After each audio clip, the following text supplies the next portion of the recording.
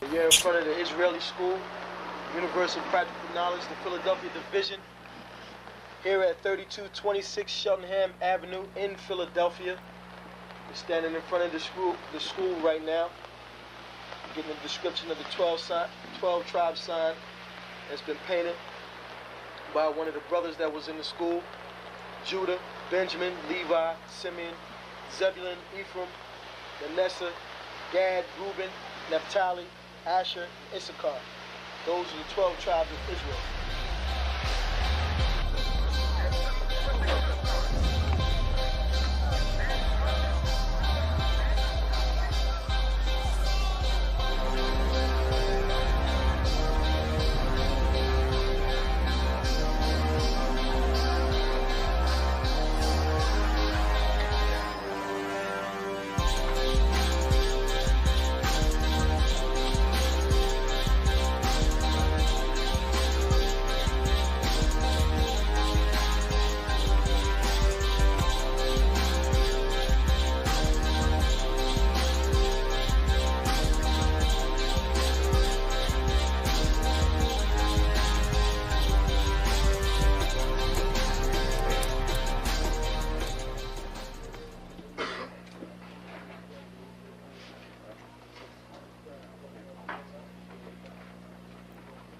Shalom.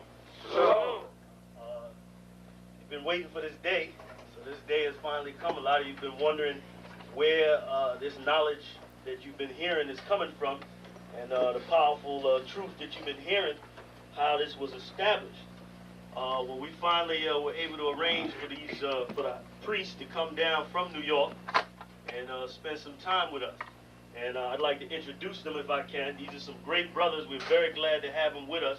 We want to make them feel as warm as possible, because this is their work and the extension of their work and what they've laid down some time ago. I'd like to introduce, first of all, priest and Sixth Shield General, fourth in command in the nation of Israel, Lahab. I'd like to salute this brother, Majo. Barak.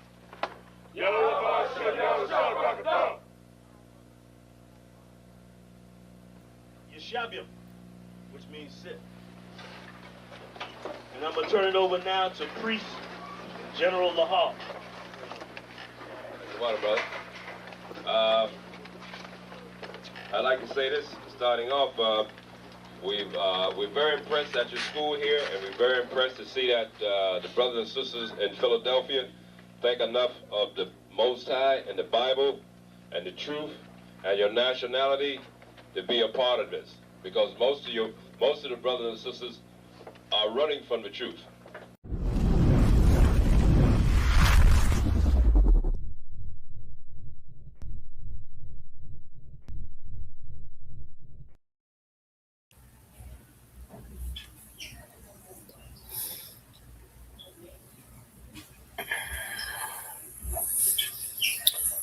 All right, sound check.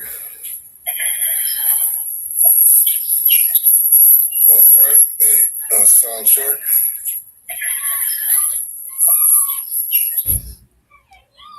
Okay, sound is Tawab.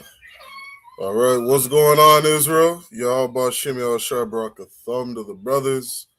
Yahweh Shamar Al-Thumb by Shimei Al-Shai to the sisters. Priest and officer of 1,000 Shar Yawan, under commanding General Yohana. All right, we have the Israelite School of Universal Practical Knowledge. Started out of 1 West, 125th Street, Harlem, New York. All right, Salakia. My allergies kicking in a little bit. But we good to rock out. It's another Monday night history class. Thawada for everybody tuning in. Shout out to Wanda Williams. Shout out sis Yahweh Shamar Al-Thumb by Shimei Al-Shai. Slaki Yahweh Shamar Al-Thumb by Shimei Al-Shai. Yep, to the sisters. Make sure you like, share, subscribe. All right, share the classes. Comment anything. Help get the algorithm up. All right, that way we can push this truth and get out of this captivity. Okay, so Monday night history class we're going to get into tonight We're going to touch on some information on all these water, boiled water advisories that we keep seeing continually go on inside of Canada. Of course, it's a history class, so we're going to touch a little on the history. We're going to get into a little bit of what's going on today and break down the solution, the only and real solution to these these poor living conditions on the reserves. Okay, because not having clean water on our indigenous reserves, is only one small part of a problem. And it's sad because that is a major problem. It is a major issue for Native Indians inside of Canada. All right, it's a problem for our people all over the earth. And one of the big things that I'm damn near making new business for myself here in Canada is to help bridge the gap between Blacks and Hispanics and Indigenous. Okay, we are brothers all going through the same shit inside of Canada. Okay, inside of North and South Central America, inside of the Caribbean islands, inside of the UK. All of us are going through the same thing. Okay, and like the Bible says in the book of Zephaniah chapter 2 and verse 1, it says, "Gather yourselves together, O nation not desired." And what does that mean? It should not be, new news or something that surprises you that Blacks, Hispanics, and Indigenous are a people that are undesired in this entire earth. We are at the bottom of society everywhere you go on this earth.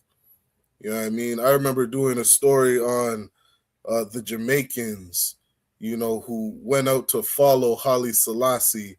They move out to Ethiopia and they get put at the bottom of society inside of goddamn Africa, inside of a place that the world would believe is, damn near the scum of the earth, has the worst living conditions.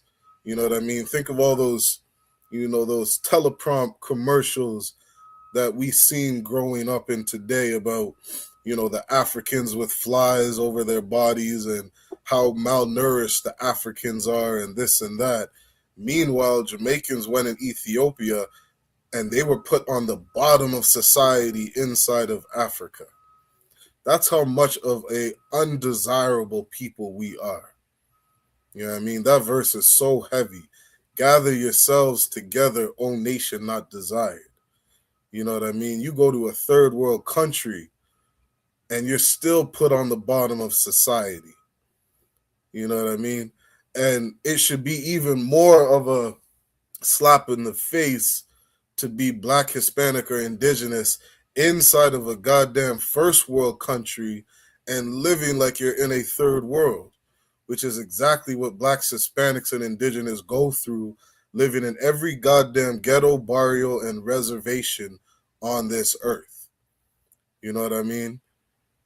I could damn near better understand the Jamaicans who went to Ethiopia living in poor living conditions because they're in a third world country. You know what I mean? But to be Indigenous inside of Canada, where we got these great treasure cities, like the Bible would say, like Toronto. Toronto's the third largest city inside of North America. And inside of this place, you can't get Indigenous people, First Nations people, Native Indian people, some goddamn clean drinking water. Zephaniah 2 and 1 says, "Gather yourselves together, O nation not desired." I remember the story going out in Flint, Michigan, of the Black people inside the ghettos of Flint, Michigan. They can't get no goddamn clean drinking water. It's no different than the reserve inside of Canada, than the reserves inside of America. You can be Native Indian anywhere on this earth, and you are not going to get clean drinking water. You could be black anywhere on this God green earth. You are not going to get clean drinking water because you are a undesirable people. Jamaica just hit with, another earthquake. How many times Haiti hit with earthquakes and, what I mean, these hurricanes that destroy the land because these damn people that are over us continually oppress us and put us in environments where we can't succeed. I remember reading something on there's this First Nations a reserve inside of Canada that is one of the most richest places on earth of minerals, you know what I mean, different natural resources, and yet they're one of the worst places on earth to live.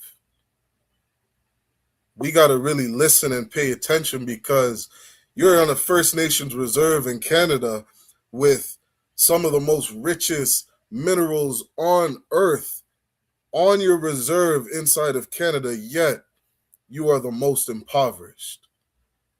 If you're a Haitian brother in Haiti, you should hear that story and say, wait a minute, you're telling me the First Nations Reserve in Canada has all this gold and, minerals and all this wealth, yet they're living in, third world conditions. Well, guess what, Haitian man? You and the native Indian inside of Canada are brothers. Not only are you brothers and sisters and family, you are going through the same thing on the reserve in Canada that you do in Haiti. You're in Jamaica, just hit last week with an earthquake. You're going through the same thing in Jamaica as they are in Flint, Michigan, and Detroit. Can't get clean water and good services inside of Detroit. It's the same goddamn thing on reserves. It's the same goddamn thing in barrios. We are all a undesirable people. That's why it's so important that we listen to the Most High God of Israel and gather together. You know what I mean? Shout out to Ka'ar in the chat. Yabba Shimir Shabrak Thumb Priest. He says Venezuela as well. Look, man, you are, if you are descendants of the 12 tribes of Israel, no matter where you are going through the same things. And if we don't gather together, then we are never going to fix these solutions inside of our neighborhoods. You know what I mean? I got some videos I'll bring out and understand, like, we really have to gather together. It's something, you know what I mean, to our minds, because what we see in front of us, we may not understand the importance of these scriptures. We may not understand why God would say something like gather together. But just because we don't understand it doesn't mean it's not the solution. He said gather together for a reason. First of all, to understand that we're all a undesirable people on this earth. We have enemies. We have people that oppress us and hate us no matter where we are on this earth. It's sad that we can be on a reserve and not even know what's going on in the ghetto, of a black man in Jane and Finch area. We don't know about what's going on to a black man in Flint, Michigan. And in Flint, Michigan, 30 minutes down the road on a reserve, they ain't got no goddamn clean water either. They have poor housing over there just the same as we do over here. Imagine if we gathered together and said, wait a minute, we're all undesired. We're all a people that are hated by everybody that surrounds us. And maybe we could start coming together and say, wait a minute, we have the same goddamn enemy. The people that destroy your clean drinking water over here are destroying my clean drinking water over here. And maybe starting to bridge this gap between blacks, Hispanics, and indigenous, then we can start, building up our nation, building up our army, building up ways to better defend ourselves. I just saw a video yesterday where natives are out fighting the goddamn construction workers to stop them from putting, gas lines and pipes through their clean water, through their rivers, through the places where they get their water to live. They're fighting the construction workers, and they're out there by themselves, not knowing that we're all in this same, this same hell together. All right, so the Bible says, gather yourselves together. And that's only the beginning of the solution to what's going on in our neighborhoods. Okay, so I got some videos I'm going to share, some articles we're going to get into, and we're going to break this all down. All right.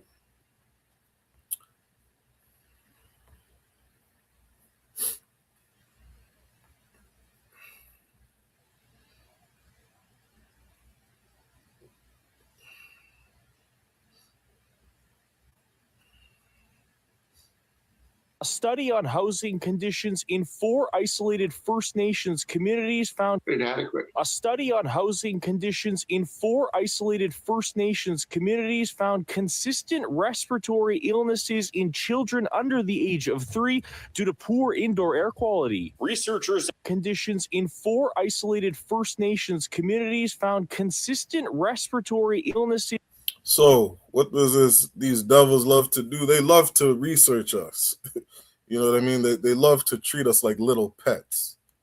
You know what I mean? Which is why sometimes I don't like sharing these videos showing the conditions of our people. You know what I mean? We damn near a laughing stock in this earth. And what we should understand is that in seeing these videos, this isn't something to be ashamed of. We shouldn't be ashamed of our living conditions. What we need to do as a people is have compassion on each other and understand that we're being oppressed by the same goddamn enemy. In children under the age of 3 due to poor indoor air quality. Researchers analyzed factors affecting respiratory health in 4 First Nations communities in the Sioux Lookout region in northern Ontario. High levels of mold in interior surfaces, high levels of endotoxin, a residue of certain bacteria usually associated with wheezing was found. Dr. Tom Kavesi, pediatric respirologist and physician at Ottawa's Children's Hospital of Eastern Ontario, was the lead researcher on the project. He says the study showcases extremely poor living conditions. These are really small, crowded houses. The average occupancy in these little houses was 6.6 people per house. And these houses had significant amounts of damage. The study took about... So now you have this researcher is saying that, we're going to get into this some more. You have children that are ages 1 to 3, where they're saying, I believe the number was 27% of children being born inside of these reserves are all being taken to hospitals for respiratory issues because of how poor living conditions that they're living in. These houses on the reserve, they have, what's it called? Poor insulation, poor infrastructure. You have this area where there's snow everywhere, moisture's getting in, water's getting in, rain's getting in, and it's damaging the houses that they're living in. So much so that the mold growing from these living conditions is causing 27% of babies being born into this to be rushed to the hospital for respiratory issues. This is a problem, Black man. This is a problem, Hispanic man, Indigenous man. These are national emergencies, state emergencies that we need to resolve inside of our communities. 5 years of planning and compiled data between 2019 and 2020 and included homes where 98 First Nations children aged 3 years or younger lived. It found 85% of homes lacked proper ventilation, 44% showed water penetration in exterior walls, more than half had damaged windows, and 6% of the houses had immediate danger. You imagine that 85% of the homes are built so poorly, 85%, that the ventilation in the goddamn house can't protect the people living inside of them. One of the things we got to understand, black man, is Native Indians, they're living in what they call a reserve, what we would call the ghetto. You living in Jamaica inside of a hut somewhere, some tin house somewhere, you living in the ghetto the same way indigenous people are living on the reserve. Those barrios in Española, they are the same thing. We are a nation that is undesired. And our communities get no help, no funding, no love. They're constantly being put in situations, you know what I mean, to damn near self-destruct. The study also showed nearly 40% of the children suffered wheezing and colds, which is a symptom of asthma. 21% of the children had been admitted to hospital during the first 2 years of their lives, and a quarter of them were medically evacuated due to respiratory illness. So it gives a real reflection of just how much respiratory morbidity these kids were experiencing. Daryl Schwader, youth advocate in Shamattawa First Nation in Manitoba, says this isn't a new issue. There's not a lot of ventilation that's installed in these houses when they're built. Most of them don't even have ventilation. Because of that, there's been a lot of respiratory issues amongst kids. Christopher Harper, cultural coordinator with Peguis Child Family Services in Manitoba, says these poor living conditions are detrimental to these young kids. A lot of common colds and flu symptoms, and a lot of people overlook that, and they look at it as an illness and not something that could be hurting them in the future and essentially taking their lives. Anishinaabe Nation Grand Chief Derek Fox in Thunder Bay, Ontario, is calling on the federal government to take immediate action to this crisis. Quote, "We've been advocating for years for substantial improvements to housing, but the government keeps asking for proof that the moldy, drafty houses many of our members are forced to live in are connected to their poor health. This dedicated team has confirmed this link." Dr. Kovesi says it's important the government look at these findings. We can drop that. Something that we should never do is look at how they're living and say, well, damn, what's wrong with that? That's how I grew up.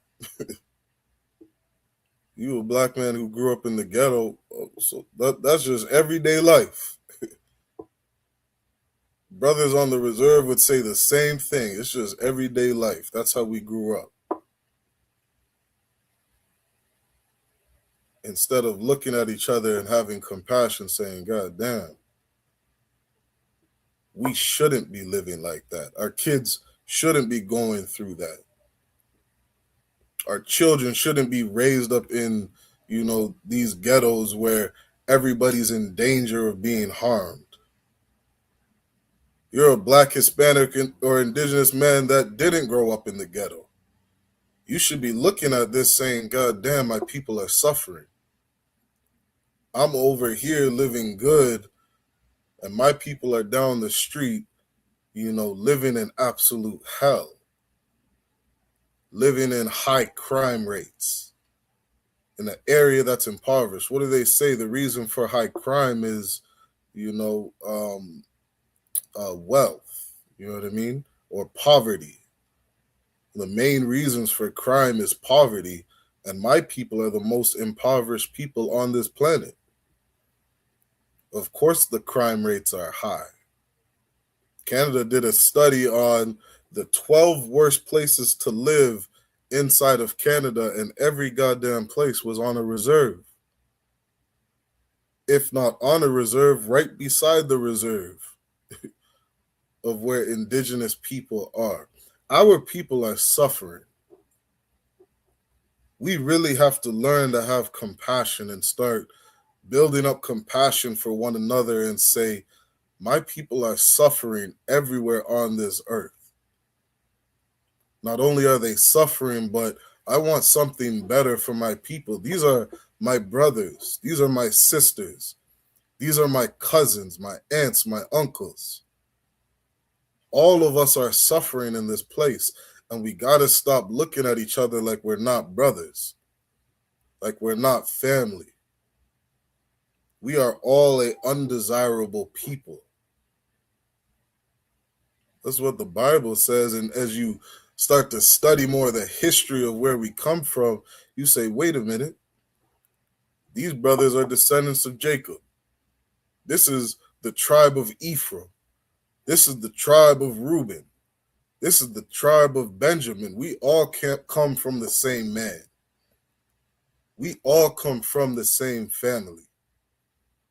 You dive deeper in the Bible, you get through Deuteronomy 28, you start to find out, wait a minute, these are curses on my people for disobedience. These are curses on my people for living a certain way. And it has followed us everywhere on this earth. We got to have compassion on one another and say, we have to get out of this hell that our people are living in. We have to stop looking at each other like, oh, you're a rich man and I'm a poor man, and we don't have nothing to do with each other. We got to stop that as a people. You're a rich indigenous brother. You got to take care of the poor on the reserves.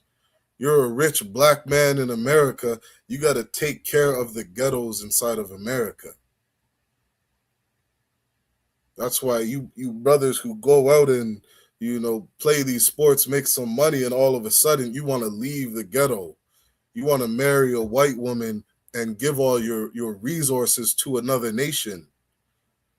You know how many family members you're leaving behind? Where is the compassion for your family? Where is the compassion for the brothers that you grew up with in the ghetto? Where's the compassion for the brother you grew up with on the reserve to say, damn, even though I got clean water, how am I going to forget about this man that don't got no clean water? Especially now that you got resources to, to fix the problem or help with the solution. You got goddamn,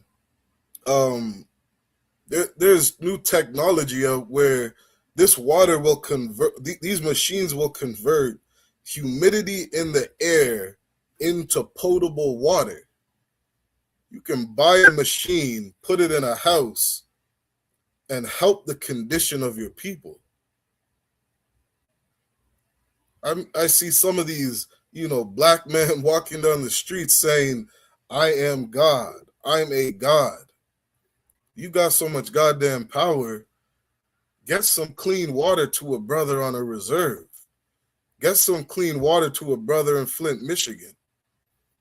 These people are suffering. All you need to buy this machine is $400. These things will make 2 gallons of water every day, drinking water. You're such a God, but you can't get that to a brother on a reserve, to a brother in a ghetto, a brother who's in need, a sister, a sister who's in need. Knowing that these conditions that they're in were not created by them. These conditions that we're in were created by a people that hate us. Created by a people that have a perpetual hatred for us. We're gonna get into more of that. I got another quick video we'll share.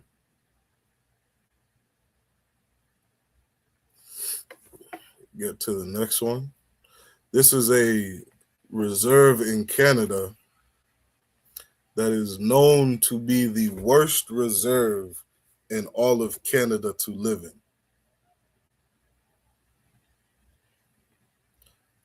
And we're just going to give, like I say, I'm not going to tear down my people and show every nook and cranny of how they're living, but just to give a small example to help bridge the gap between blacks and indigenous, between Hispanics and blacks, where we can say, damn, we all going through the same thing. Wajik, atapos kita hindoschin, Shagots got no apaska gets got there, but Matus got kaship the Shihia.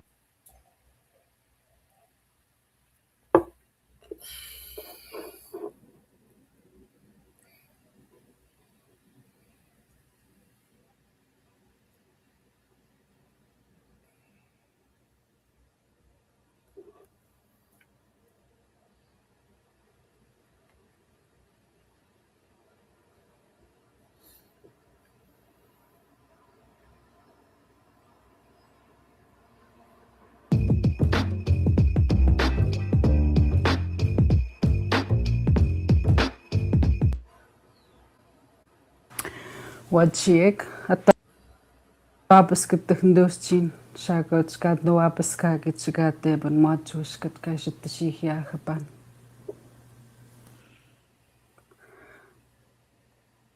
The place was originally called Kadawapiskat, that means path between rocks, very steep and very rocky, and it was also very abundant in traditional foods.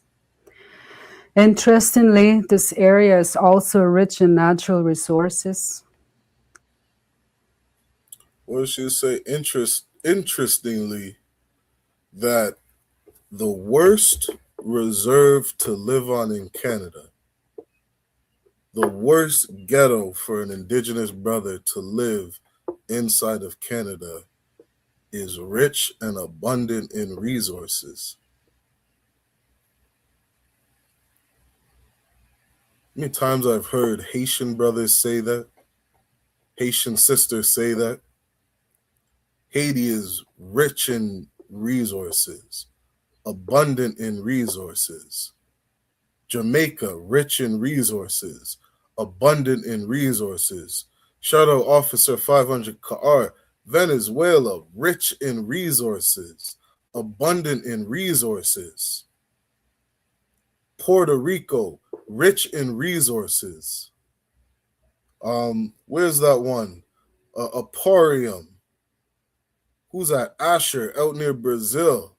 That land was known as the, what do they call it? Oh, what was that name for Aparium? Being fruitful. That land down there over in Brazil. Shoot, even the word Brazil, that word comes from Barzal, meaning land of iron, rich in iron. Jamaica or Jamaica, that the Taino Indians would call it, meaning land of wood and water. These lands are rich in resources. How much oil did they find out near Cuba? How much oil are they finding in the Caribbean islands? How much oil do they find in Alaska? How much oil do they find all throughout Canada, BC, and America? This place is a land rich and abundant in resources. But for some reason, your black ass in Haiti has to live impoverished. Your black ass in Trinidad, with all the resources it has to live in poverty. Mexico, all the oil that they're finding in Cuba, yet they live in poverty. Why is it that a place that is so self-sufficient in resources that the black man, Hispanic man, and indigenous man has to live in poverty? You have an earthquake that hits Venezuela, and we looking at it like, God damn, this whole place is gone to hell.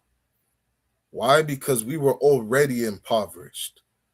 We don't got the money and the funds to handle another earthquake. Jamaica just has a major power outing and earthquake that hits and another hurricane that hits, and god damn, how do we live against all these natural disasters? Could you imagine what would happen to this place? This place that we're looking at right now, if an earthquake hit it? They already don't have clean drinking water.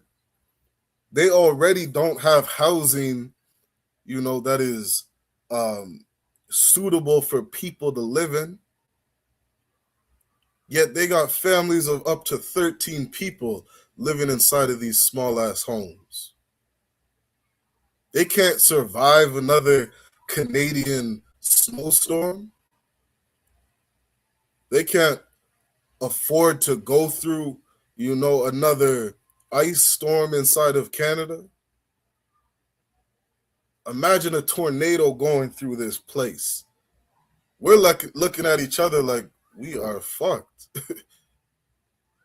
We have no hope to stand against these natural disasters. Meanwhile, we have all this wealth. How does that make sense?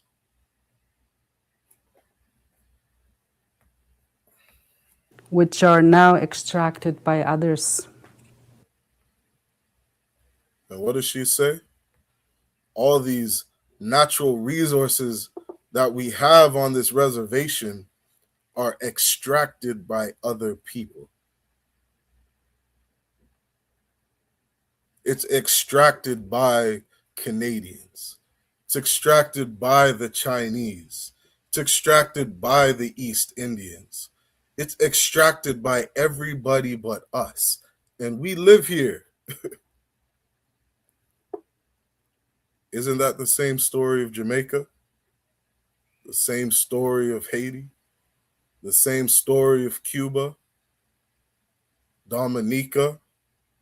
Didn't Donald Trump just take all the oil from the Venezuelans? We have all this wealth, all these natural resources, but yet we can't, have access to it for ourselves. There's a scripture that talks about there will be no might in our hands. Let me see if I could pull that up really quick. No might in our hands. I believe that's in Deuteronomy 28. You go to Deuteronomy 28 and verse 32, it says, "Thy sons and thy daughters shall be given unto another people, and thine eyes shall look and fail with longing for them all the day long."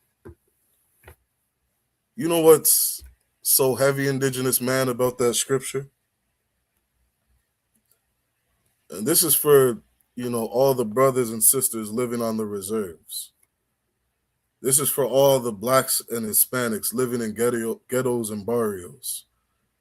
Is that your sons and daughters were literally given to another people. You were sold on an auction block and taken to some slave owner across the goddamn country where you would never see your children again.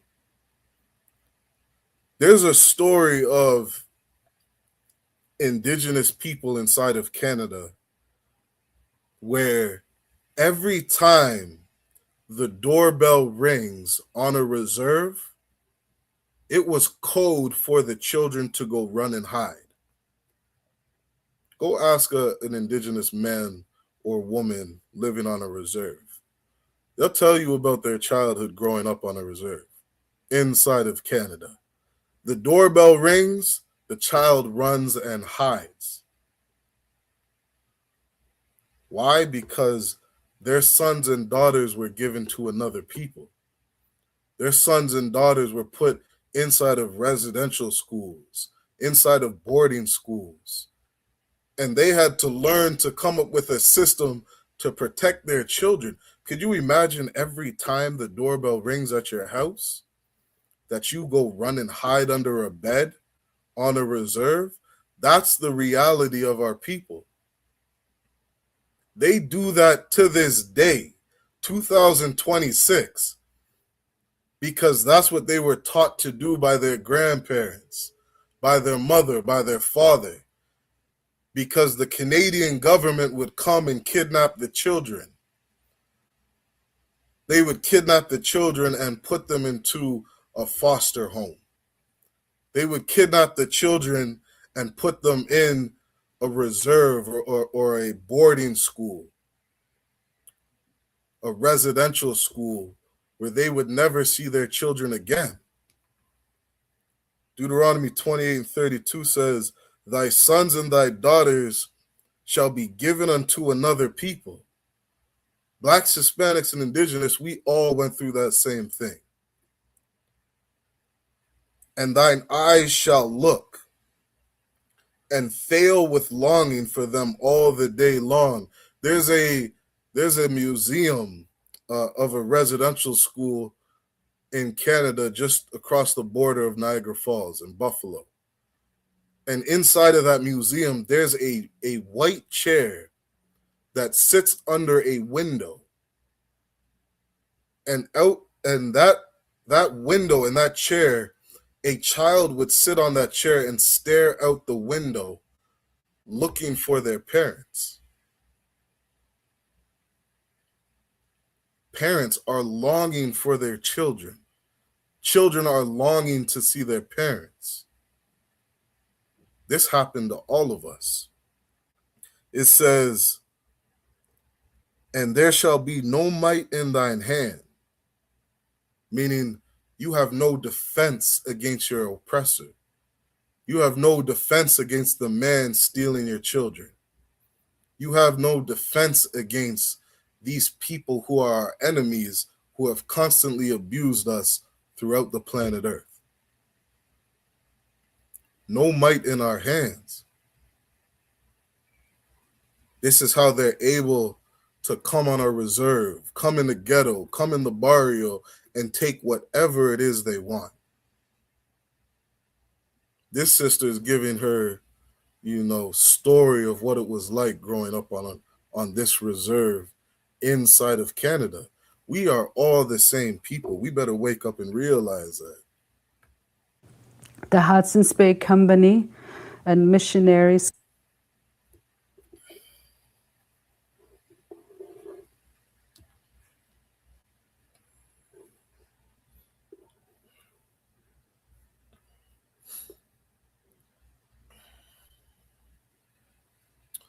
Let me refresh this and play it one more time. Langsmith engine has been quite helpful in streamlining the enormous amount of trace. Wachik atapis kitnduschin shakots kat no apis ka kitsigate ban machus kat kashit shihya khapan.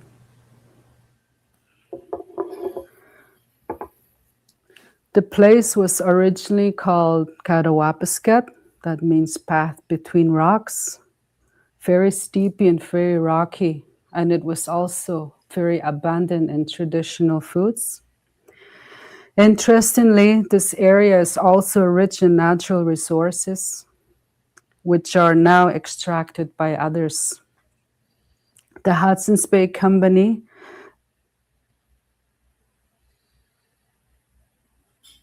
Oh, come on.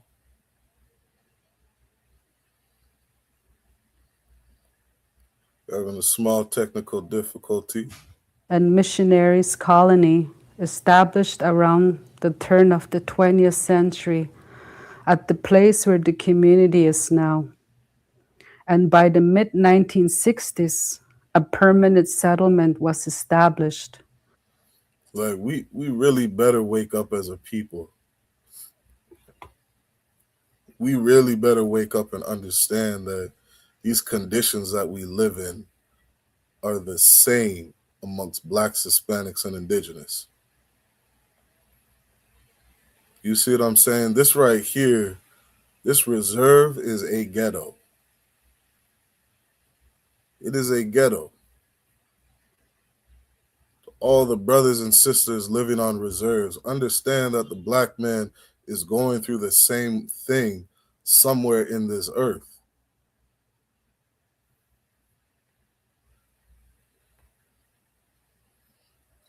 Let me take this down.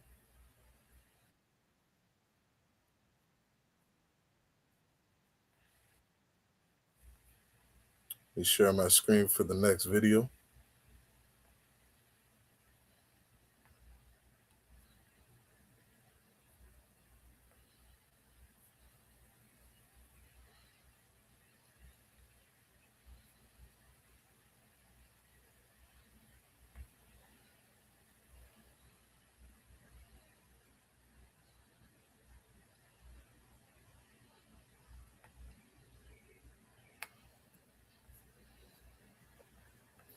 Again, if you're watching, make sure you like, share, and subscribe. All right, put those comments in. Shout out Maria. Yahweh Shamar, Thabashim El Shai, sis, the water for tuning in. Shout out Officer 500 Ahabawan. All right, excellent brother out there.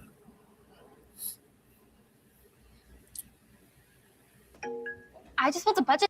Keep putting those comments in. Help build the algorithm. You know what I mean? Help share this class. And let's get into this video.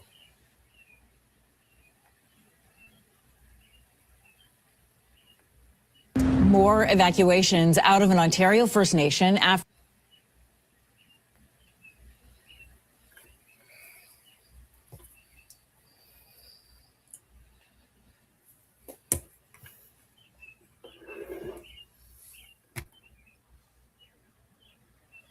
Wonder if this is some internet connectivity issues.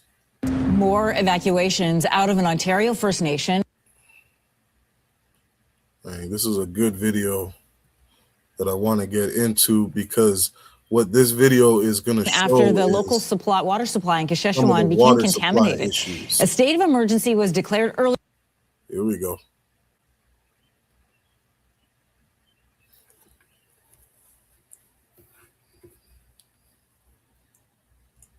All right, bear with the video just 1 second. It's going to come up.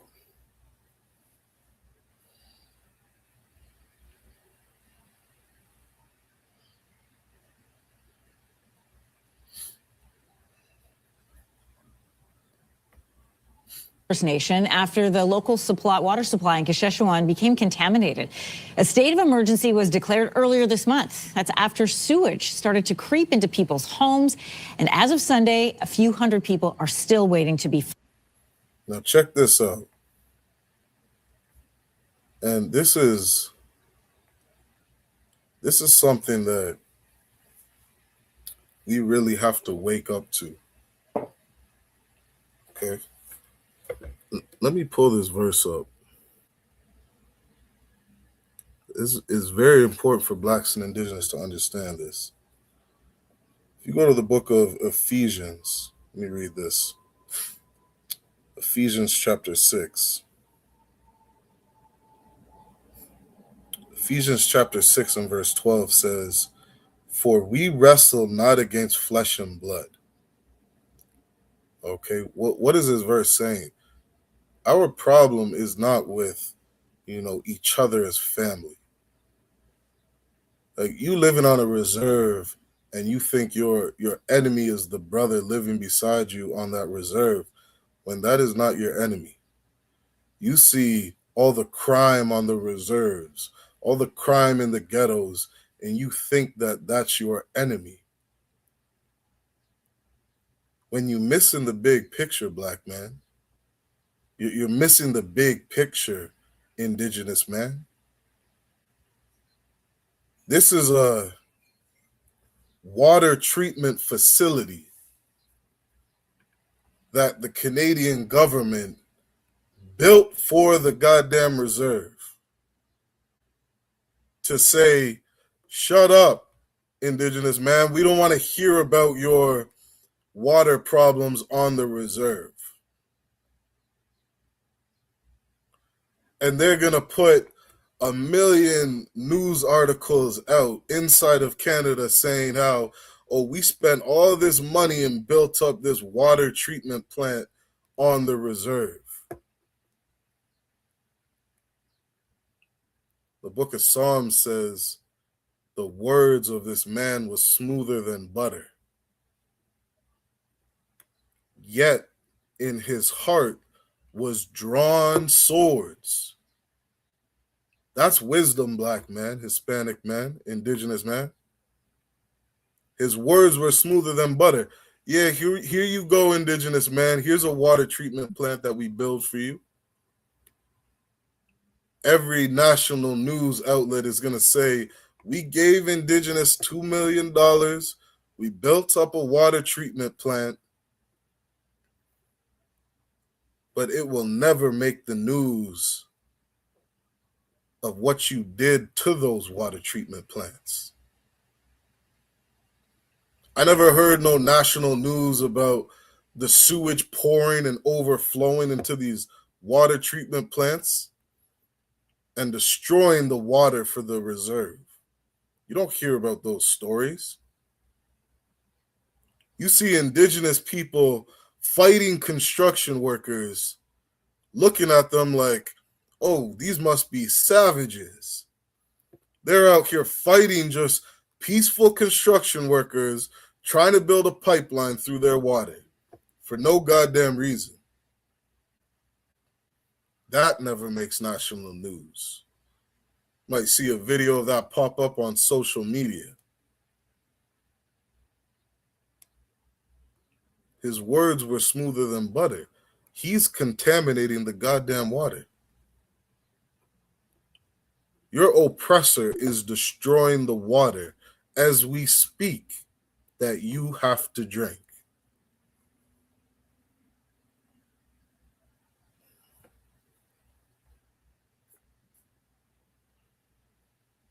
Blown out. With more this morning on the situation on the ground is Peterson Spence. He's a youth executive director of the Sheshawan Youth Advisory Group. Thank you for joining us this morning. Good morning.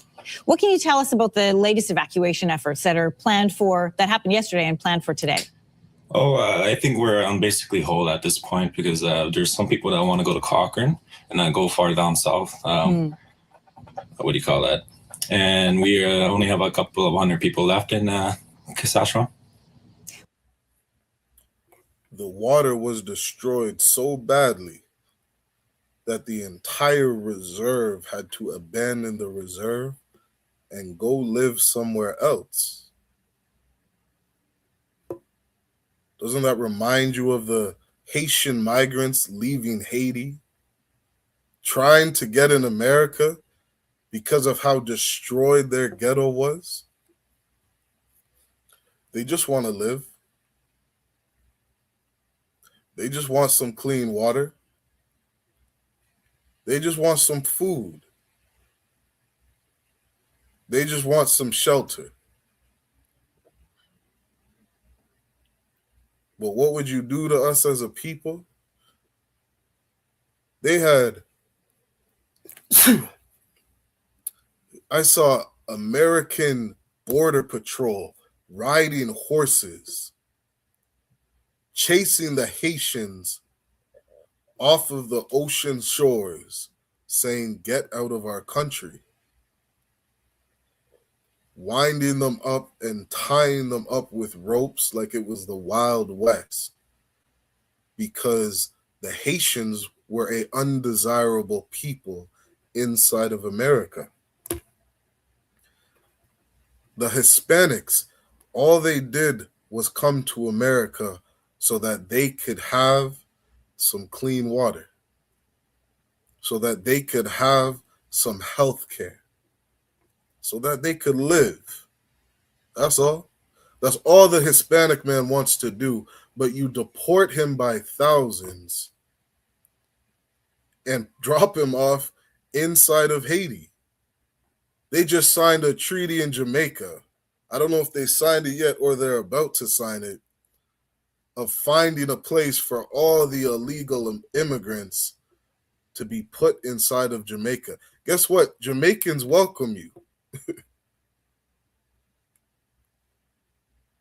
Hispanics are not undesirable to the Jamaican man.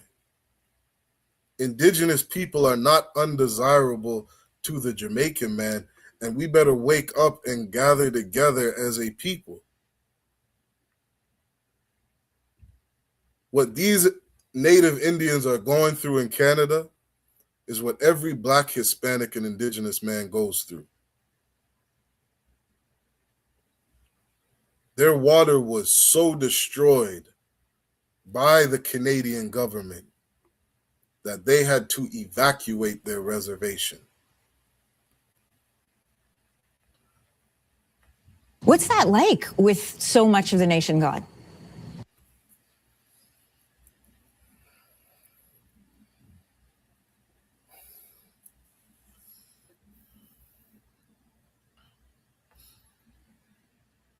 We can drop that. I'll get to the next video. There's a brother in the chat who said, reminded me of Flint, Michigan. And that's the point of this history class. Like, we all going through the same thing. You saw that video of that water? That was so disgusting. And that's the water that they drink. I remember when that quote-unquote crisis was going on in Flint, Michigan, you had people from Windsor who were filling up water bottles from their tap water, bringing it across the border to Detroit to sell Flint, Michigan water. That was a hustle for Canadians because of how destroyed the water was in Flint, Michigan. We just taking water out of our tap, bringing it over to Flint, Michigan so that they could get some water. That was a hustle. How do you think that Indigenous people, First Nations people in Canada are living? They are accepting bottled water. They are purchasing bottled water, bringing it to their home so that they can live. It's all the same thing.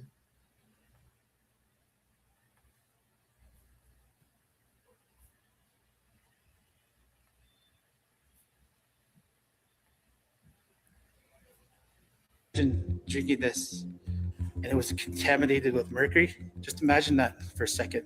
For this First Nation in Northern Ontario, that's a daily concern, and it's been that case for decades. In the 1960s, a pulp mill, dried in chemicals, dumped 9 tons of mercury into a nearby river.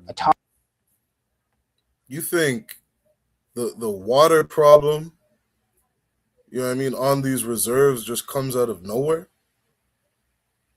You had a factory that dumped over 9 tons of mercury inside of the water supply of this reserve. These aren't all the same reserves. These are different stories, different reserves. You had a company dump 9 tons of mercury inside of the water supply, and this brother shows an example of what the water looks like. This disgusting brown water that they got to drink. You know how many lives were lost from drinking this goddamn water?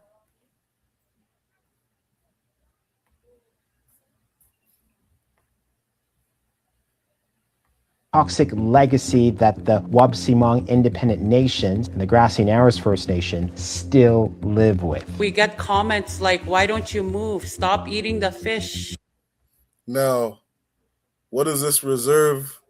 What do people tell the indigenous people on the reserve? If the water's so bad, why don't you just leave? Why don't you leave the reserve? Why don't you get off the reserve? Why don't you stop eating the fish inside the water that was destroyed by the mercury that we put inside the water?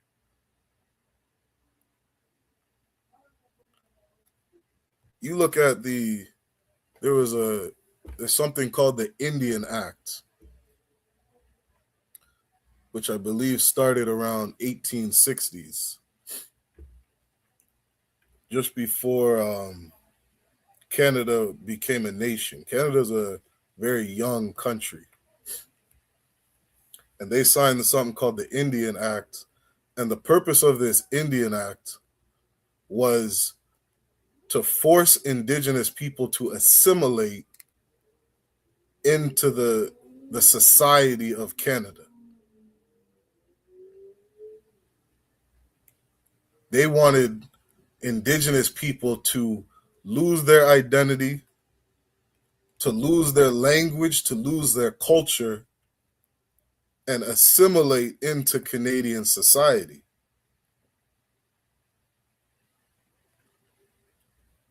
And they made it so bad of living conditions for indigenous people on the reserves that many indigenous people left the reserve.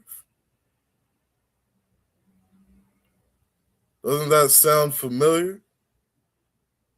The ghetto is so bad that we like, fuck this ghetto, we got to get out. Think of all the Hispanic brothers saying, fuck this barrio, I got to get out. I'm going to America for a better life. All these Jamaicans, I remember all my family members talking about how great Canada is a place to live. We're going to leave yard and go to Toronto to have some great life. This is the story of every Black, Hispanic, and Indigenous man. Forced assimilation. That's what the Indian Act was all about. We're going to force them into boarding schools. We're going to put them inside of residential schools, beat their culture and language out of them. And once we're done with them, they can go wherever they want. Many Indigenous people would go back to the reserves and be like, I have no connection to this place. They speak in a language I don't understand. I speak English. My language was beaten out of me by some Catholic nun. Now I don't know the language of my ancestors. What's the purpose of me living on this reserve? Inside of that Indian Act, if you went to college or university, the Canadian government would take your Indian status, make it illegal for you to go back on that reserve. You were a sister, an Indigenous sister, went out and married a man outside the reserve, you lost your Indian status. It's called forced assimilation. And it wasn't something that Indigenous people knew would happen to them. That was in some Canadian law somewhere that nobody knew about until it was too late. Our oppressor is the devil. His words are smoother than butter. And all these treaties and laws that he puts to oppress us constantly destroy us, constantly oppress us. He creates situations so that your reserve and your ghetto can never thrive. Look up the story of every ghetto or every Black civilization that was destroyed. Look at Africville inside of Canada. Look at Seneca Village inside the States. Tulsa, Oklahoma, dropping goddamn bombs on our people, destroying our cities. That is called forced assimilation. That is called, like Ezekiel said in Ezekiel 35 and verse 5, that is a perpetual hatred towards the children of Israel. We got to really wake up to these stories. I was reading a verse, let me finish it out, in the book of Ephesians, chapter 6 and verse 12. It says, for we wrestle not against flesh and blood, but against principalities, against powers, against the rulers of the darkness of this world. That's your enemy, Black man, Hispanic man, Indigenous man. Your enemy are the dark rulers of this world. Donald Trump, Justin Trudeau, every president that you have ever had that has set policies in place to destroy you. John A. Macdonald, the first president of Canada, said we need to destroy the Indian in the child. We need to destroy the savage, take it out of him so that he can assimilate and learn to be civilized inside of this new country. Think that's any different from any president, any king that has ever ruled over us? That's who our enemy is. That's where our battle is. That's where our fight is, against the dark rulers of this world. Against the goddamn people that dump 9 tons of mercury inside of the reserve.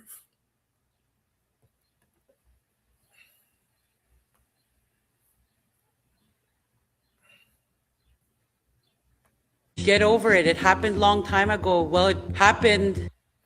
What do they say? What do they say to us? Get over it.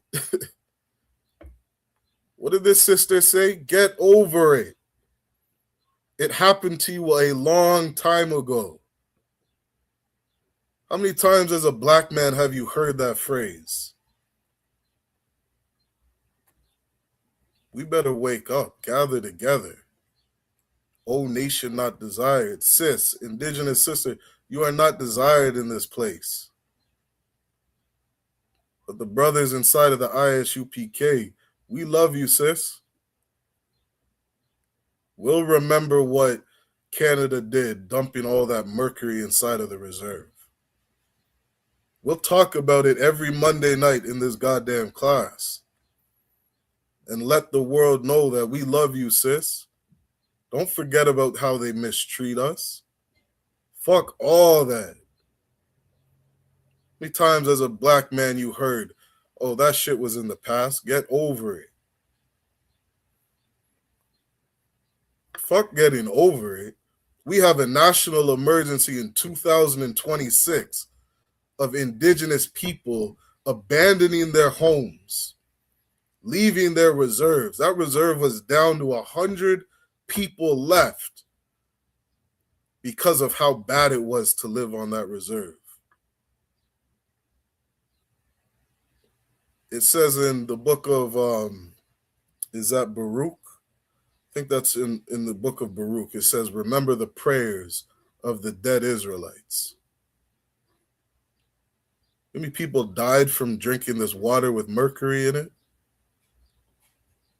How many black people in Flint died because of the water? How many people started getting deformities on their body because of what they were drinking?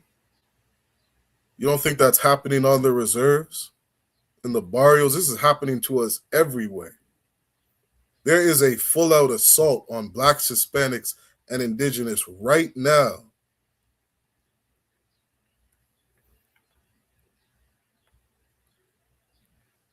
Officer, my Ottawa Masha in the building, Yahweh Shimei Shabrakatha. He says the white man is the devil that the Bible speaks of. Brothers on the reserve, listen to that wisdom. The white man is the devil. His words are smoother than butter. He speaks with a forked tongue. Many of your indigenous ancestors, your grandfather, your great-grandfather told you that the white man speaks with a forked tongue. He is a devil, the serpent, right from the beginning in Genesis. Spoke with a forked tongue. We called him a serpent. That's how we speak. Indigenous man, you know how you name your people. You'll give a brother a name, Bear Warrior. Because you're a child of God. You're a descendant of Israel. That's how we speak. Well, we said in Genesis, the white man is a serpent. That's his nature, his character. And that wisdom is going to help us defeat our enemy. Defeat these people who are constantly destroying us. If you left black, Hispanic, and indigenous people alone, we would be just fine. Because everywhere we live is so rich and abundant in resources. Not only that, we have the greatest minds on earth to build any invention, to build any material or whatever it is we need to survive in this place. We don't need to assimilate and leave the ghetto and leave the reserve to go assimilate and live in the white man's society. What we need is to be left the F alone. Stop putting goddamn mercury in our water. Stop building these pipelines through our water systems and destroying our water. Stop putting Planned Parenthood in every goddamn ghetto and barrio and reservation on this earth. Leave our women the F alone. Leave our people the F alone, and we will be just fine.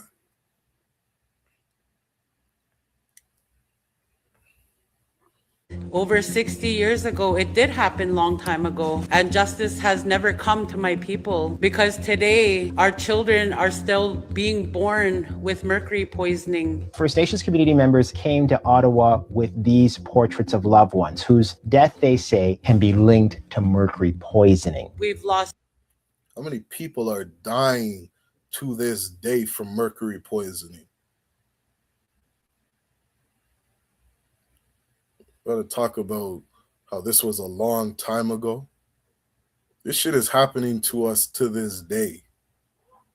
So many people, a lot of my peers that have taken their own lives because they did not know that mercury affects the brain. And how it affects the brain is it takes that chemical that you need to be happy. Community members have been trying to get Prime Minister Mark Carney to visit their community after this. Step forward, Carney! Come talk to our people! You want to know what this sister right here is doing? She's out protesting, saying, come talk to my people. Let's go to the, see if I pull it up on my screen.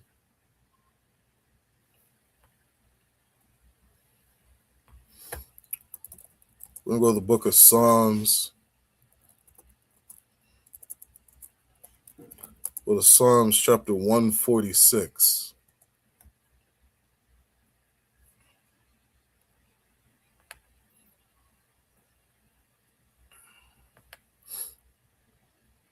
Let me see and pull this up on my screen. We go to the book of Psalms chapter 146.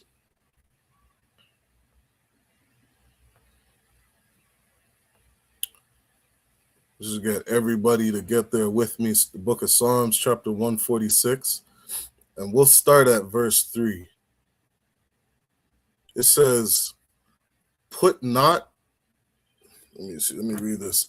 Psalms 146 and verse 3 says, put not your trust in princes. You know, our people are so destroyed for a lack of knowledge. That's what Hosea said about us. The black man, Hispanic man, and indigenous man in the ghetto, barrio, and reservation, we are destroyed for a lack of knowledge.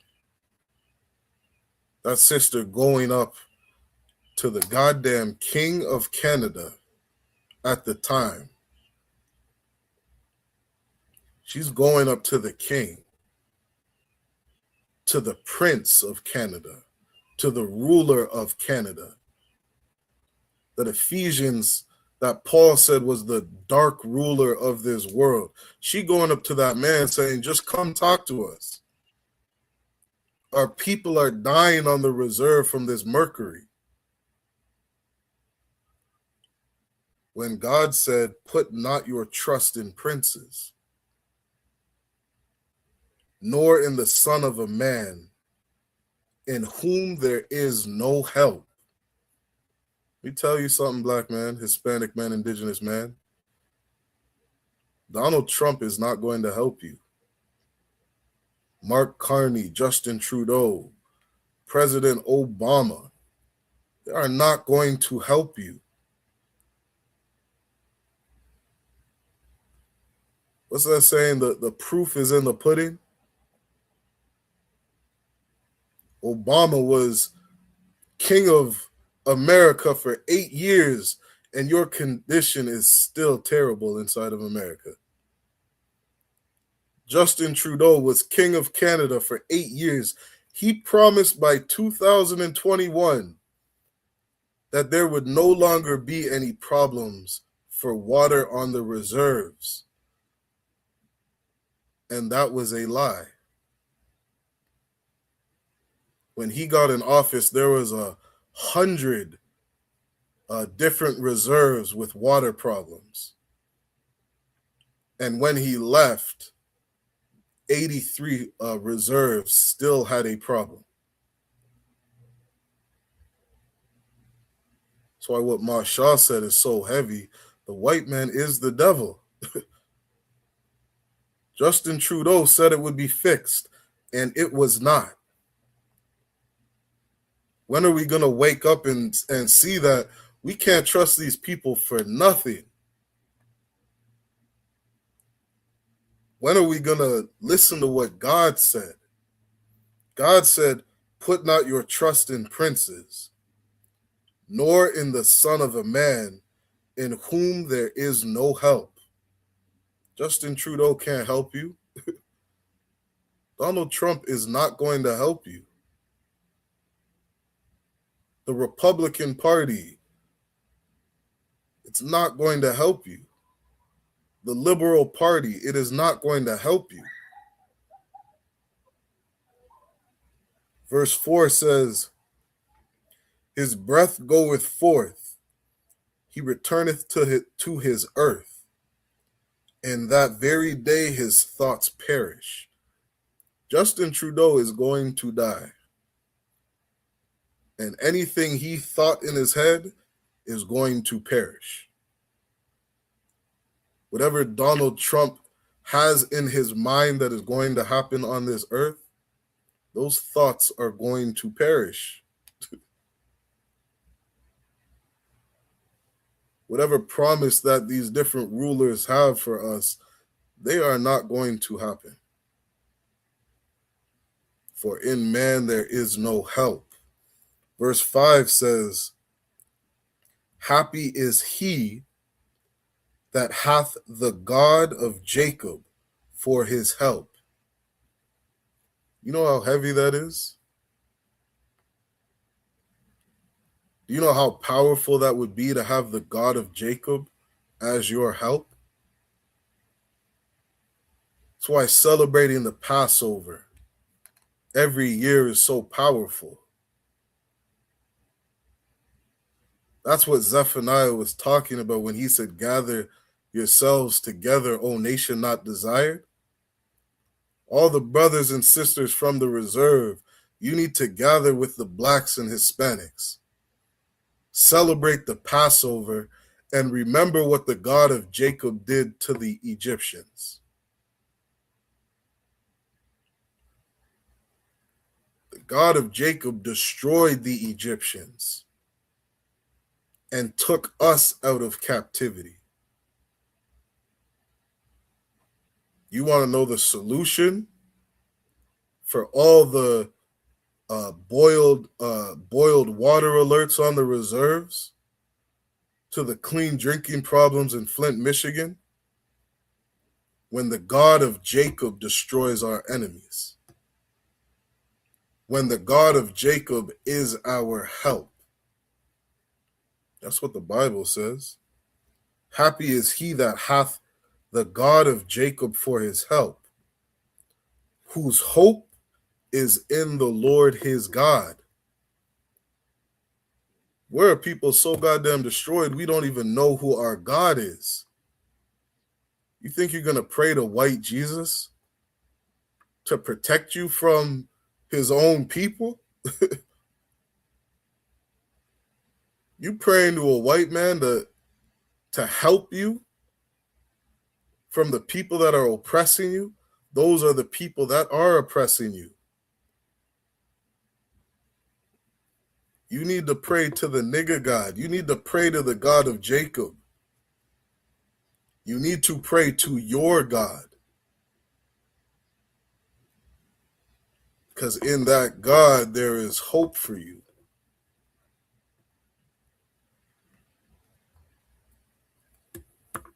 You look up,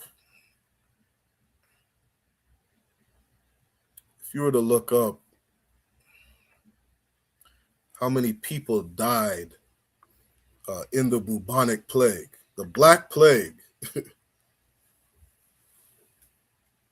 What does it say in Revelations chapter 11? You look at Revelations 11, verses 6 to 8. It speaks on the prophets of God who have power to rain to rain fire out of heaven. You remember what Elijah the prophet did? Rain fire out of heaven. You understand how much power that is? You understand the power that the God of Jacob has when he destroyed every firstborn of the Egyptians? That's power. Revelations 11:6 says that these prophets have the power to let loose the plagues on this earth. You know how powerful these plagues are? Look up how many people died of COVID-19. You want to talk about real power? COVID-19 hit Canada and it shut this place down. Shut this place down. How many millions of people died from COVID-19? Real power is being a prophet, having the ability to rain fire from heaven, having the ability to let plagues loose on this earth. You want to know how you stop white people from terrorizing your reserve and your ghetto? Let loose all the plagues. Look up how many people died from the Black Plague. Shoot, let me pull that up really quick.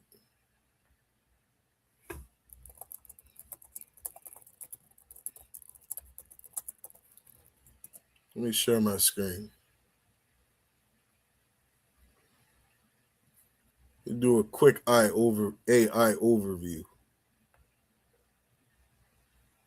of the Black Plague.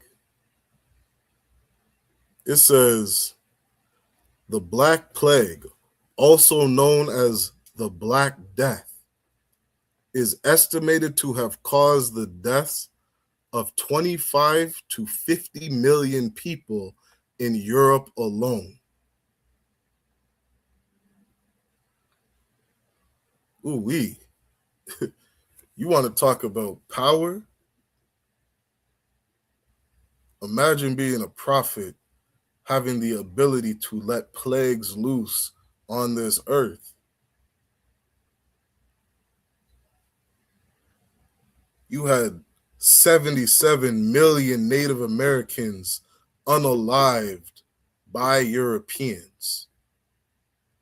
77 million Native Americans. You had over 99 million so-called African Americans unalived by our oppressor. Imagine you had the power to let loose plagues on the earth. It says some estimates suggest that the total death toll across Eurasia and North Africa could be as high as 75 to 200 million people.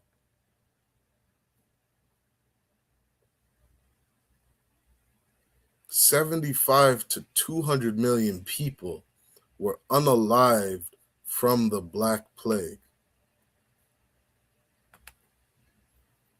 That's power. That is a power that would destroy our enemies.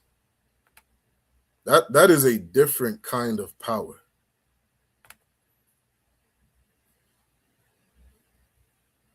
That is a different kind of power. That's a power that Blacks, Hispanics, and Indigenous could only dream of having. That's why the ISUPK is such a powerful place, because in here we are raising up priests and prophets of the Lord. How do you get the God of Jacob on your side? You have to obey him. You have to obey your father. You have to provoke your father to fight for you. That is a power that could defeat your enemies. That is a power that could stop these people from consistently terrorizing us inside of our communities. Let me pull up one more verse.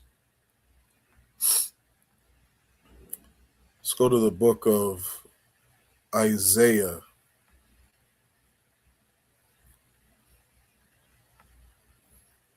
Isaiah chapter 30 and verse 1. And it says, "Woe to the rebellious children, saith the Lord, that take counsel, but not of me." You know, woe means death and destruction. Death and destruction to the rebellious children.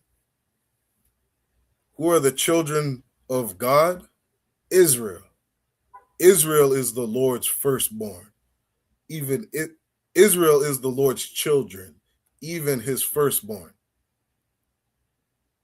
The children of the God of Jacob are blacks, Hispanics, and indigenous, the 12 tribes of the nation of Israel. And Isaiah said death and destruction to the rebellious children, to the 12 tribes of Israel, saith the Lord, that take counsel, but not of me. You want to know why so many of us are destroyed? The 12 tribes of Israel are destroyed because we take counsel, but not from God, not from our Father. We take counsel from another man that says we should go and protest. We should go and arm ourselves and go protest against this pipeline being built through our clean water supply.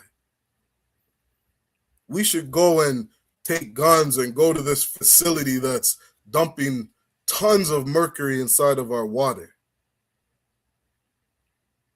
What's that group in America? Not fucking around. The NFAC, the Black Panther Party. We're going to take up arms and defend ourselves.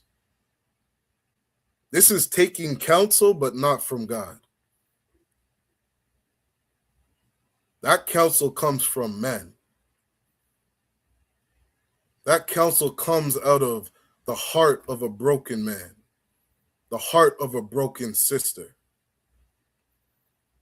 The woman who lost her 14-year-old son to that China man who gunned him down over a goddamn water bottle. I should make drinking water the theme of this history class.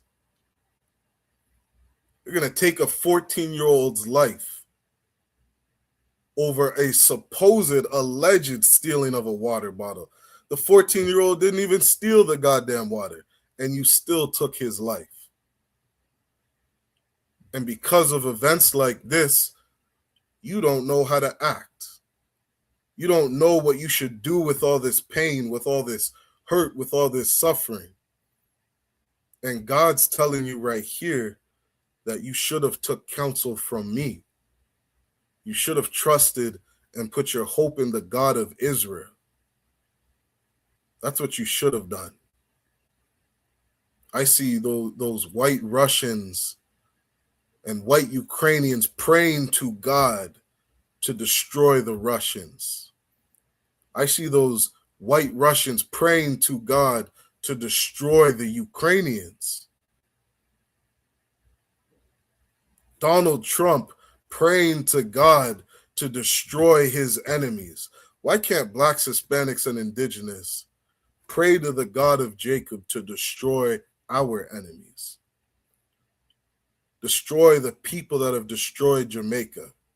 Destroy the people that have destroyed Haiti, Trinidad and Tobago, Cuba, Venezuela, the reserves, the barrios, destroyed Mexico, destroyed Puerto Rico. Why can't we pray to our God to destroy our enemies?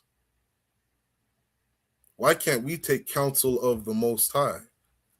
It says, "Woe to the rebellious children, saith the Lord, that take counsel, but not of me, and that cover with a covering, but not of my spirit, that they may add sin to sin." What we should never do as a people is look at our condition and say, we need to, what does it say? To cover ourselves with a covering. What does that mean, to cover yourselves with a covering? That means to leave the reserve and go integrate into Canadian society. Leave the reserve and go integrate into American society. Leave the ghetto and go integrate into some rich white neighborhood society. Because when you do that, you cover yourself with a covering, but not of the Lord's Spirit. You're going to a rich neighborhood in America. You're leaving a reserve in Canada to go assimilate and act like your oppressor. What your oppressor wants you to do. They want you to a culture, abandon your identity, abandon the laws, statutes, and commandments, the culture of the nation of Israel, and put on a covering of the other nations. Put on a spirit of the other nations, but not the Lord.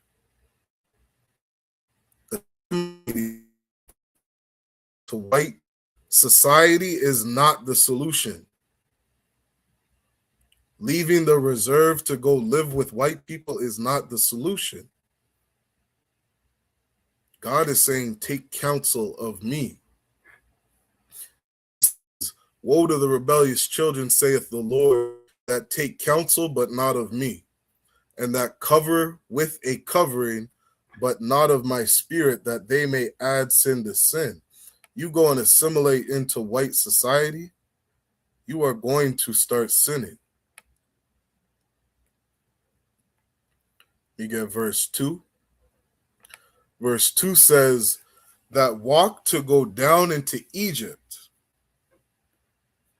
What is this place called? America, North and South Central America. This place is called Babylon, which is spiritual.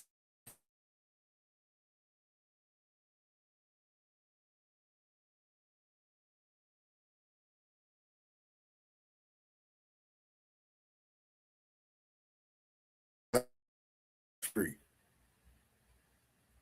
It is a place of bondage.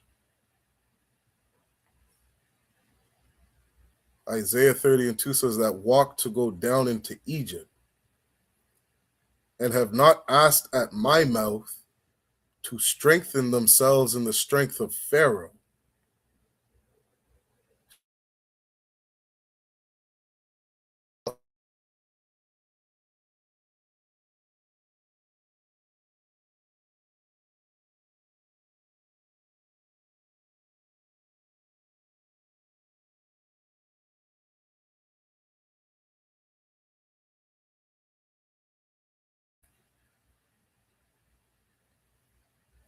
Let me see if we're back.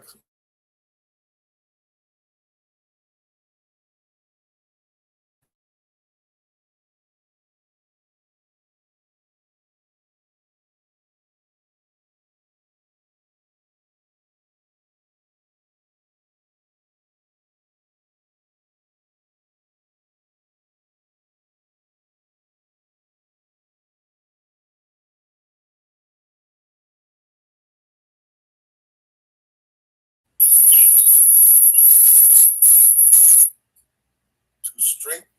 Okay, looks like we're back, Salakia. So Isaiah 30:2 says that, right? Egypt is that place which is, a place of bondage. America, a place of bondage. And have not asked at my mouth to strengthen themselves in the strength of Pharaoh. What is Pharaoh? Pharaoh is just a ruler.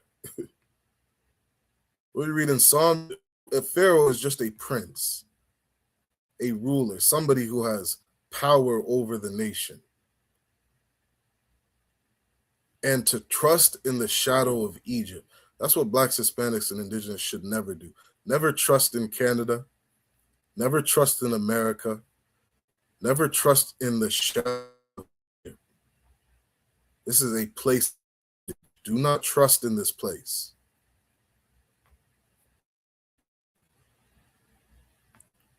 Verse 3 says, therefore shall the strength of Pharaoh be shamed. Go and trust in the president, Justin Trudeau, Mark Carney, trust Obama. You go and trust in leaders, you go and trust in Pharaoh, that is going to be your shame. And the trust in the shadow, your confusion. Goddamn confused and so goddamn confused and what's going on in our world, in reality.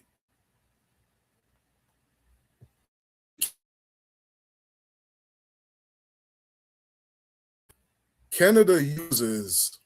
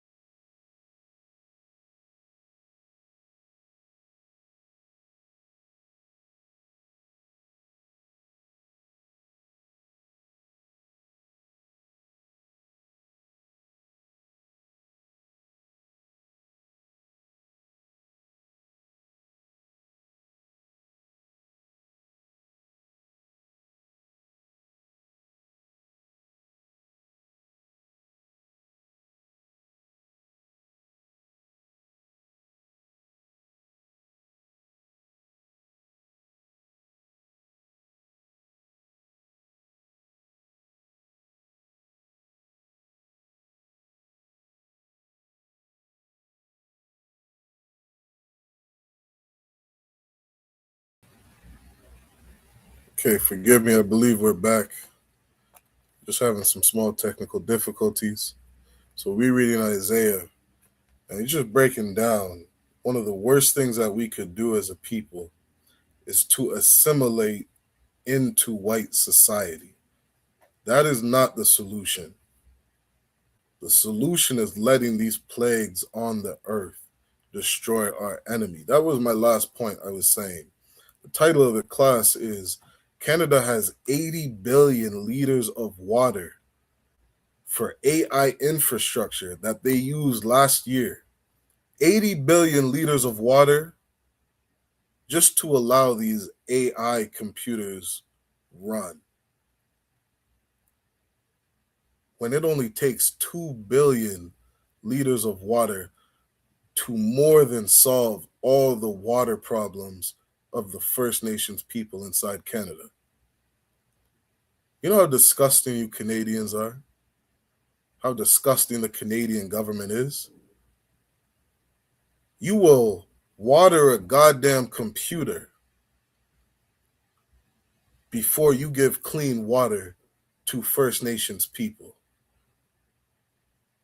I got to shout out Masha again. He says, the white man is the devil that the Bible speaks of.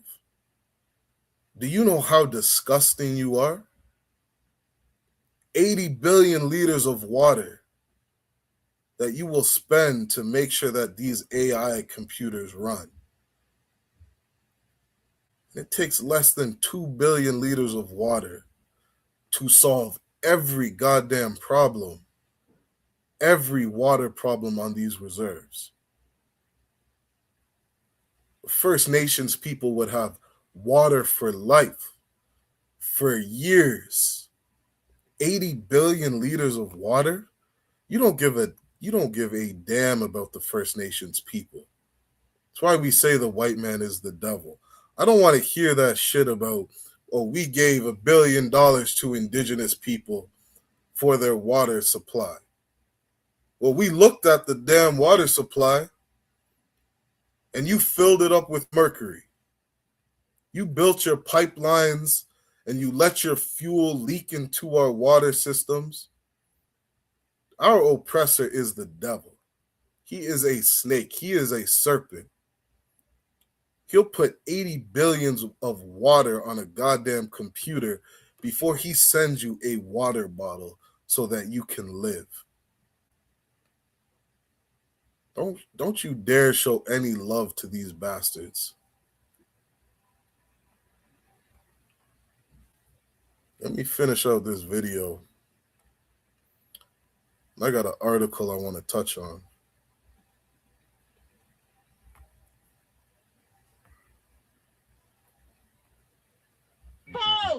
This is what Mark Carney had to say. I can outlast her. I can out. Look what he says. This goddamn devil thinks it's a joke. This goddamn devil sitting here laughing. The president of Canada laughing and smiling at your calamity, at your destruction, at the hell that you live in on the reserve. Why the hell would you want to speak to this man? Why the hell would you put your trust in a prince? Don't give a damn that mercury is inside of your water. He'll give water to a goddamn computer before he gives water to you.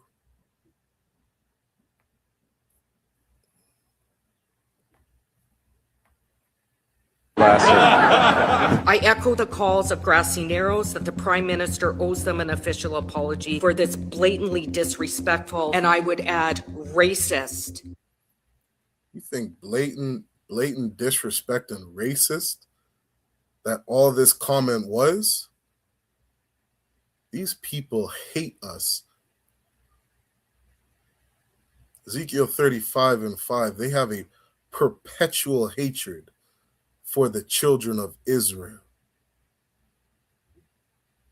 You think they batted an eye when they slaughtered over 77 million indigenous people? Don't give a damn that mercury is in your water. And you want an apology from this man?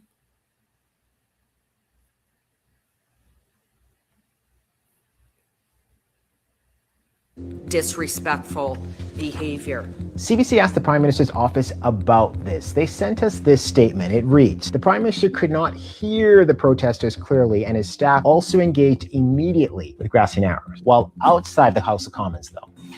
You're not going to acknowledge that? I'm going to see the chief first. That's okay.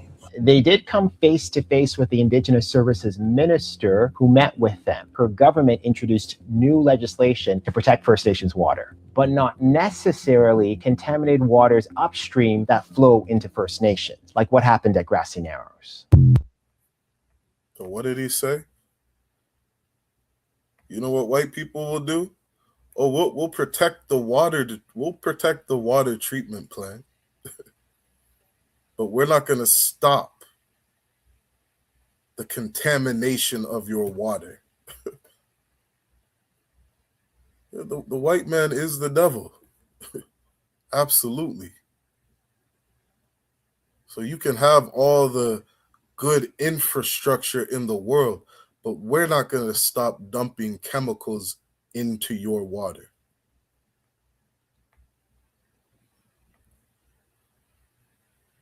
Let me see what else I got.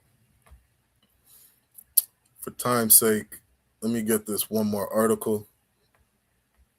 See how much we can get through it. This is a article from Science Direct. Let's see if I can zoom in a bit. It says, when the environment is destroyed, you're destroyed. Achieving indigenous-led pipeline justice.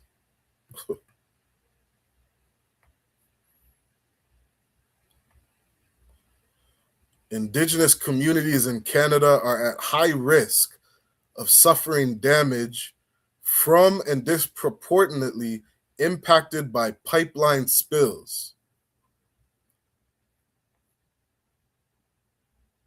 You want to know the problem? The real problem why you don't have clean water on reserves is because your oppressor hates you. Your oppressor has always hated you. Your oppressor is allowing spills, continually allowing pipeline spills into your water.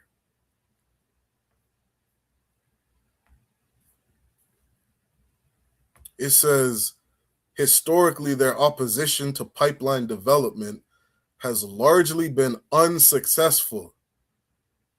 All that marching that indigenous people do, saying stop putting these damn pipelines through our water, it has always been unsuccessful. That's a part of the Indian Act that Canada made, that we can build electricity and pipes and develop businesses wherever we want inside of Canada. That's a part of the treaty that they made with the First Nations people. Doesn't matter where you go. You try to build a community inside of Canada in a land that we decide or allow you to live in, we can build and develop whatever we want through your community.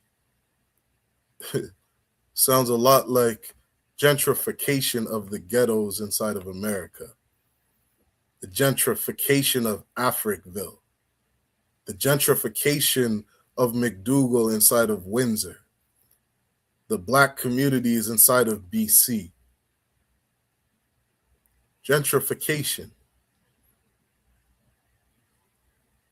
It's a funny word for we are going to destroy your community wherever you go, whenever we so choose.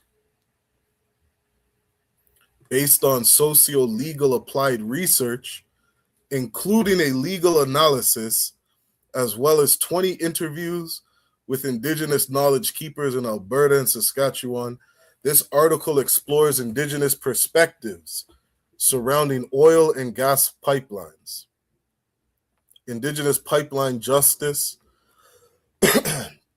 and specifically what an Indigenous-led pipeline relation would look like. I'm going to jump down for time's sake. It says, introduction. More than 50% of Indigenous communities in reserve areas in Canada are at high risk of pipeline spills. You think this is something that just happened 100 years ago? Something that just happened 50 years ago? This is something happening today. 50% of Indigenous communities on reserves in Canada are at high risk of pipeline spills. Between 2008 and 2017, there have been 12 pipeline spills, predominantly in Alberta and Saskatchewan. One of the most controversial pipeline spills was the July 21st, 2016 Husky Energy Pipeline near Maidstone, Saskatchewan. This spill released nearly 225,000 liters of crude oil into the North Saskatchewan River, impacting Indigenous and non-Indigenous communities downstream who relied on the river for their drinking water source. Has anybody ever heard of the 2016 Husky Energy Pipeline spill? I know I haven't. Not until today.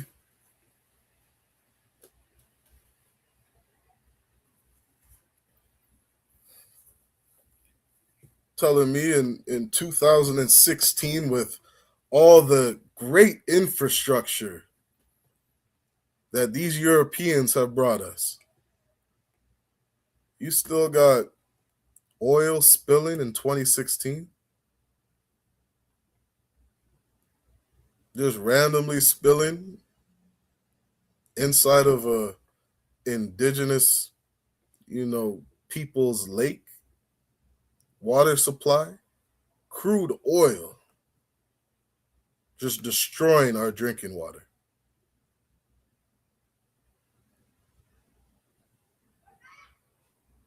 These people got something coming to them.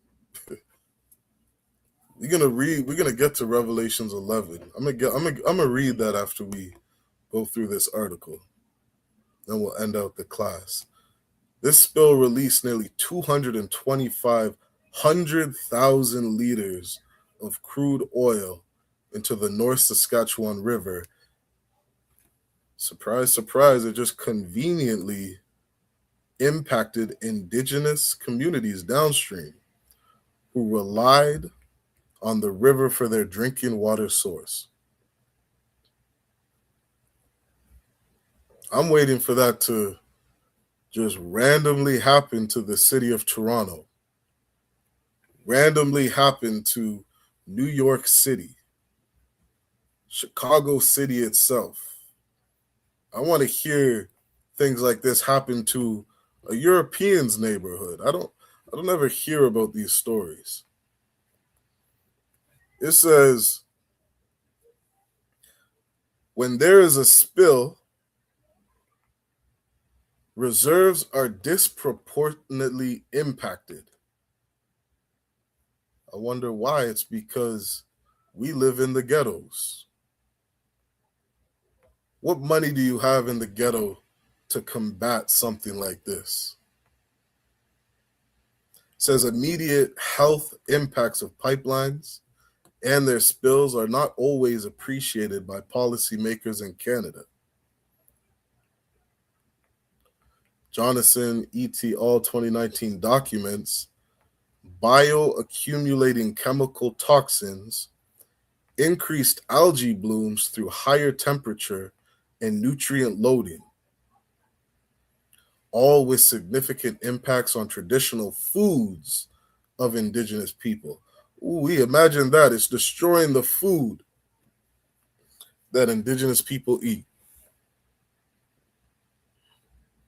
Often, pipeline literature omits the voice of indigenous people.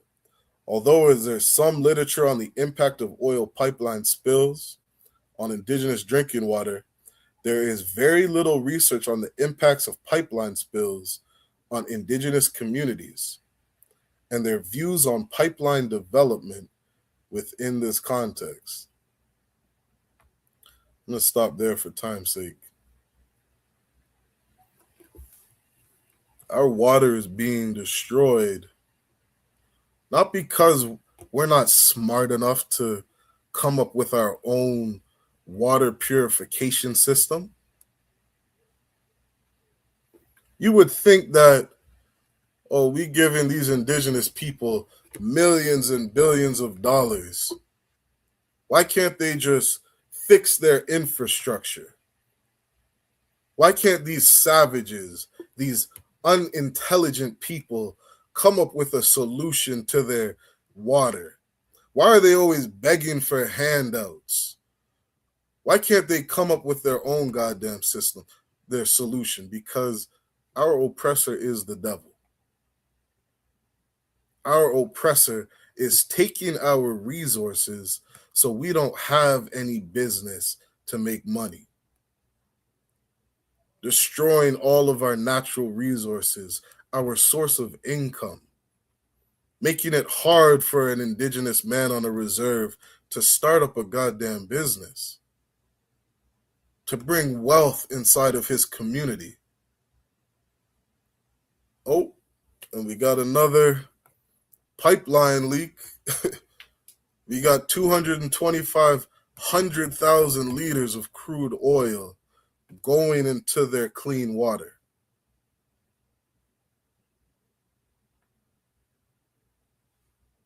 Our oppressor is the devil. I'm going to read this one verse, and then we'll end out the class. We're going to go to the book of Revelations, because this is something I was speaking on earlier. The book of Revelations, chapter 11.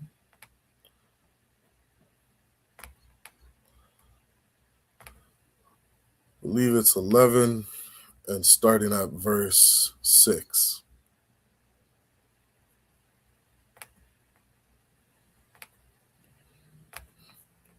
All right. Let's share my screen. All right. Again, make sure you like, share, subscribe to this class. Pull up this last verse and then we'll end out the class. This is the book of Revelations, chapter 11. Make it a little bigger in verse 6. All right, so everybody can get there with me. Revelations chapter 11 and verse 6 says, "These have power to shut heaven, that it rain not in the days of their prophecy." This is the power that a prophet has. This is the power that the brothers in the ISUPK have. The Black, Hispanic, and Indigenous men that are in this school, that have been trained to be priests and prophets, having the power to shut heaven so that it doesn't rain. Could you imagine that power? Elijah the prophet rained fire out of heaven.